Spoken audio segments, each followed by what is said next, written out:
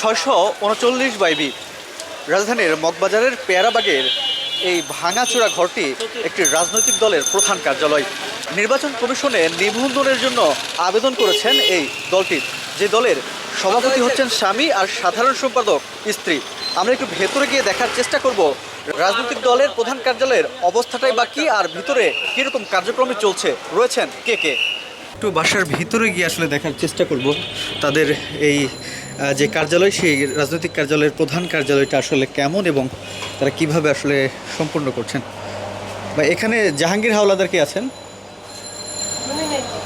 হ্যাঁ, আপনি মাহমুদা সুলতানা, এই বাসা? আচ্ছা, আপনি একটু কথা বলতে চাচ্ছিলাম, এখানে রাজনৈতিক কার্যালয় হিসেবে কোনটা ব্যবহৃত হয় ওনাদের?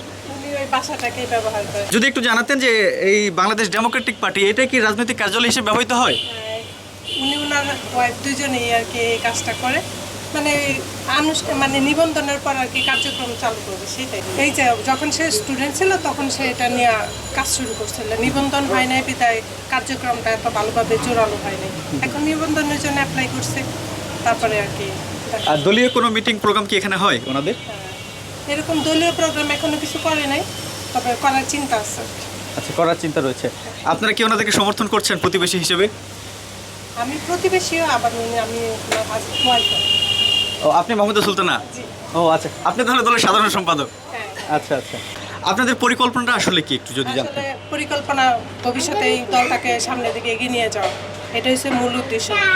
প্রথম শুরুতেই মানুষ উপরে উঠে যায় না, আস্তে ধীরে ধীরে উপরের ধাপের দিকে যায়। আমরাও সেভাবে মানে আগানোর চেষ্টা করছি।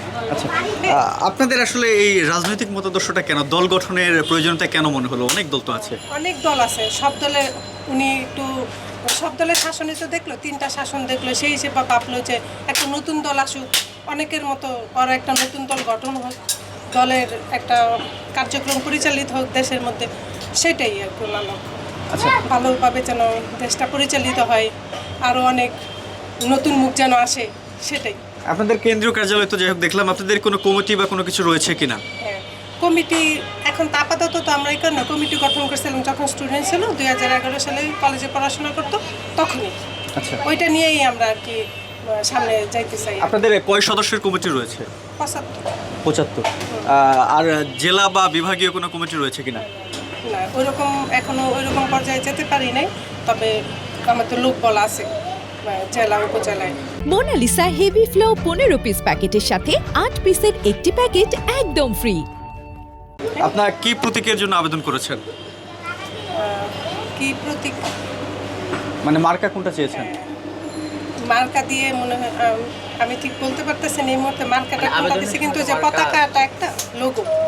আচ্ছা, হ্যাঁ, মানে কোন ওই লোগোটা দিয়ে আর কি অ্যাপ্লাই করছে।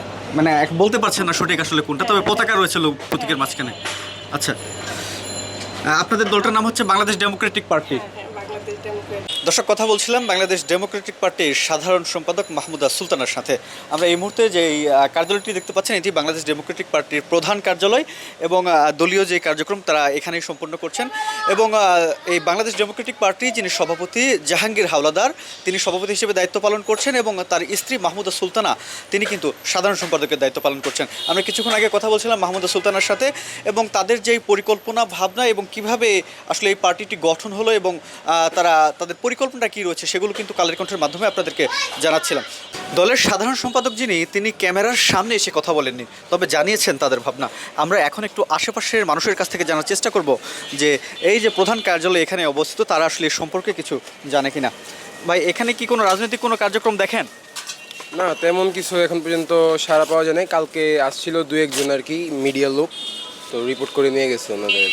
মানে শুধু গণমাধ্যম আসছে, কিন্তু রাজনৈতিক কোনো কার্যক্রম হচ্ছে না? না না না না, এরকম কিছু দেখা যাচ্ছে না এখন পর্যন্ত। কোনো কিছু দেখেছেন কিনা, যে কোনো মিটিং মিছিল বা কোনো কিছু প্রোগ্রাম? না, দেয়নি। একটা রাজনৈতিক দলের প্রধান কার্যালয়, কোনো রাজনৈতিক কোনো কার্যক্রম দেখেছেন কিনা আসলে? না, এখানে একটা আমরা জানি যে এখানে একটা প্রধান কার্যালয় আছে এখানে, কিন্তু লোকজন কেউ আসে না, এমনি নামমাত্র আছে, কিন্তু এখানে কোনো কার্যক্রম মানে রাজনৈতিক কোনো কার্যক্রম এর ভিতরে নাই। এমনি স্থবির এমনি আছে, এরকম সবাই জানে আছে। কিন্তু দর্শক, কথা বলছিলাম আমরা আশেপাশের সাধারণ মানুষের সাথে। তবে বাংলাদেশ ডেমোক্রেটিক পার্টির যিনি সাধারণ সম্পাদক তিনি আমাদেরকে জানিয়েছেন মূলত পরিবর্তনের ভাবনা থেকেই তাদের এই রাজনৈতিক দল গঠনের উদ্দেশ্য। রাজধানীর মগবাজারের পেয়ারাবাগ থেকে জানাচ্ছিলাম রাজধানীর ডেমোক্রেটিক পার্টির রাজনৈতিক কার্যালয়ের অবস্থা। সাথে ছিলাম আমি হুমায়ুন কবির।